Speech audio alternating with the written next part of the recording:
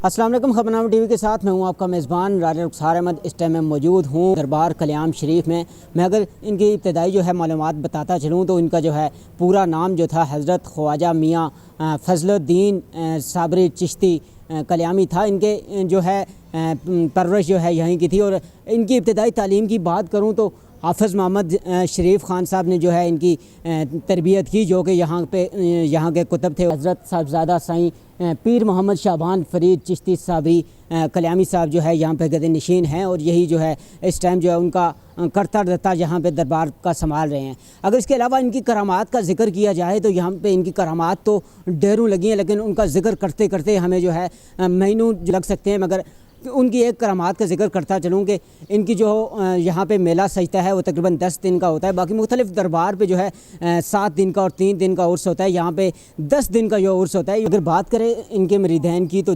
पाकिस्तान भर से जो है ऊँटों पे सफ़र करके यहाँ पे जो है यहाँ पे लोग आते हैं और उस टाइम पे आते हैं यहाँ पे जब फसल जो है घुटनों तक होती है और यहाँ पे फसल जो है वो पूरे जो है वो मलिया मेट हो जाती है। अगर इन्हीं करामात का जिक्र करें तो चंद माह बाद वही फसल जो है अपने पूरे ज़ोर से जो है उगती है और पूरे जो है किसानों को फ़ायदा पहुंचाती है। ख़ासकर अगर बात करें यहाँ पे मकामी किसानों की तो वो शानदार फसल को देख कर खुशहाल हो जाते हैं और मज़ीद जो है मुनाफा कमाते हैं।